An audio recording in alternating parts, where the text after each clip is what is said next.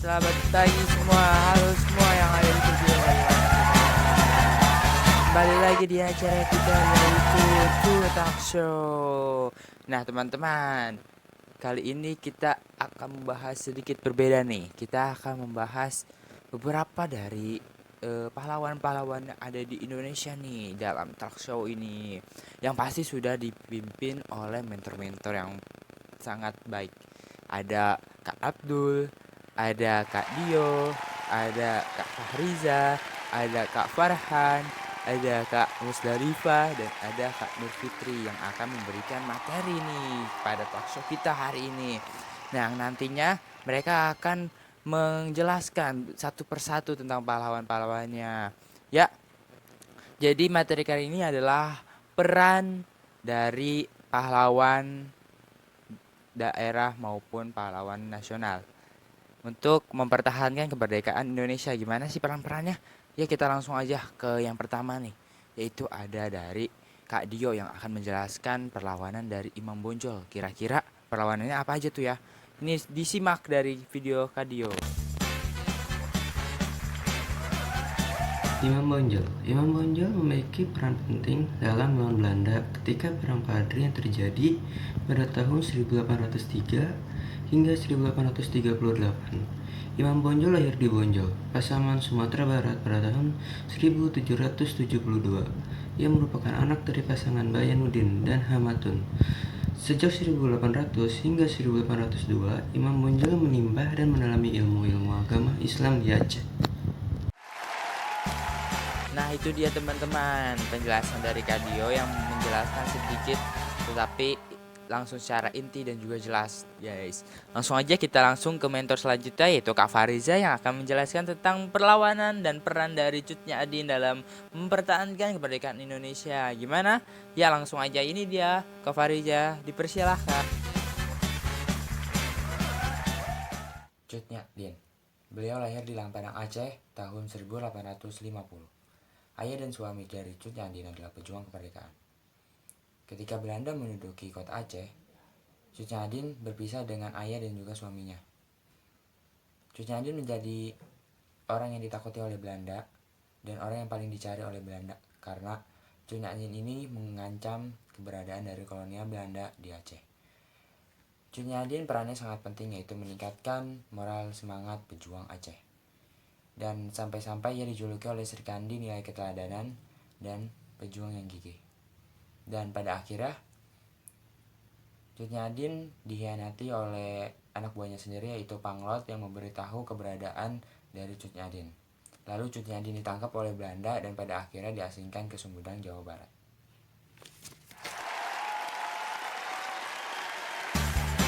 Nah itu dia teman-teman, penjelasan dari Kak Fahriza tentang pahlawan Cut Nyak Dien yang dijelaskan secara inti dan juga jelas. Ya, tadi kan perempuan nih, kita langsung ada lagi nih pahlawan daerah dari perempuan paling tahu nih yang mendukung emansipasi wanita, yaitu adalah Raden Ajeng Kartini yang akan dijelaskan oleh Kak Farhan. Ini dia, dipersilakan kepada Kak Farhan untuk menjelaskan. Raden Ajeng Kartini adalah pejuang yang telah berjasa dalam memperjuangkan kesetaraan hak kaum perempuan.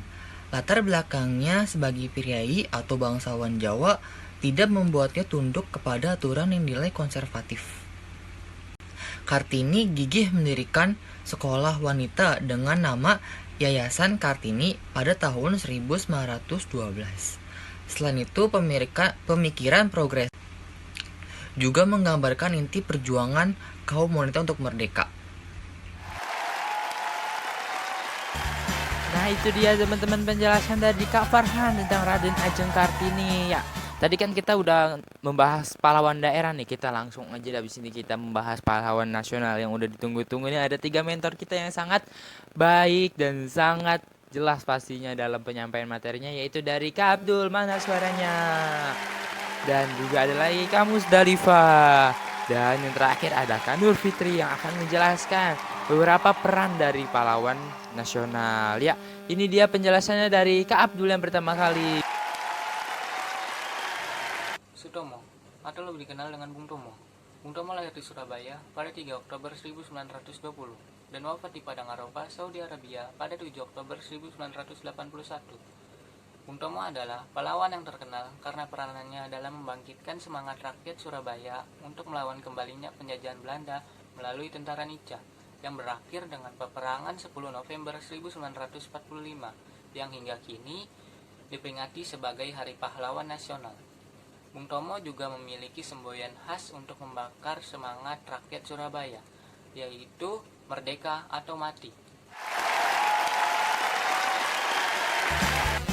Ya, itu dia penjelasan dari Kak Abdul yang sangat mendalam dan sangat jelas. Intinya kita langsung aja nih teman-teman, tanpa membuang-buang waktu lagi, kita langsung ke Kak Muzdalifah dalam menjelaskan peran-peran dari pahlawan tokoh nasionalnya. Jadi kepada Kak Muzdalifah dipersilahkan untuk menjelaskannya. Tokoh nasional yang memperjuangkan kemerdekaan Indonesia yaitu adalah Dr. Muhammad Hatta. Beliau lahir di Bukit Tinggi pada tanggal 12 Agustus 1902. Beliau mempunyai orang tua yang bernama Muhammad Jamil dan Siti Soleha. Kemudian beliau berpendidikan di Mulo sampai tahun 1917 dan wafat di Jakarta pada tanggal 14 Maret 1980. Peran Bung Hatta adalah bersama Insinyur Soekarno, beliau menandatangani naskah proklamasi Indonesia. Selanjutnya menjamin pemimpin delegasi Indonesia dalam konferensi meja bundar di Den Haag, Belanda pada 23 Agustus sampai 2 November 1949. Kemudian pada 27 Desember 1945, beliau menandatangani naskah pengakuan kedaulatan Republik Indonesia oleh Belanda. Lalu beliau menjadi Wakil Presiden Republik Indonesia pertama pada masa jabatan 18 Agustus sampai 1 Desember 1956. Ya teman-teman, itu dia penjelasan dari Kak Muzdalifah. Nah teman-teman, kita langsung aja ke Kak Nur Fitri nih yang terakhir nih. Mungkin teman-teman udah pada nunggu nih Kak Nur Fitri nih untuk menjelaskan sebagai mentor ya. Ini dia penjelasan dari Kak Nur Fitri. Kepada Kak Nur Fitri dipersilahkan. Kiai Haji Agus Salim lahir di Kota Gadang pada tanggal 8 Oktober 1884 dan wafat di Jakarta pada tanggal 4 November 1954. Beliau berpendidikan di Hooger Burger School di Batavia. Beliau adalah anak dari Sultan Muhammad Salim dan juga Siti Zainab. Peran Kiai Haji Agus Salim dalam mempertahankan kemerdekaan NKRI pada tahun 1945 sampai 1965 adalah: yang pertama, menjadi panitia penghalus bahasa rumusan undang-undang bersama Husein Jayadiningrat dan Supomo. Kedua, menjadi anggota Dewan Pertimbangan Agung setelah Indonesia merdeka, yaitu tahun 1945. Nah itu dia teman-teman penjelasan dari Kak Nur Fitri yang sangat jelas. Nah teman-teman, kan dari tadi kita bahas pahlawan daerah sama pahlawan nasional. Tapi kalian udah tahu belum sih perbedaan-perbedaan dari pahlawan daerah dan juga pahlawan nasional? Nah kita ada nih menyajikan tentang perbedaannya. Kalian lihat tayangan yang berikut ini teman-teman. Set.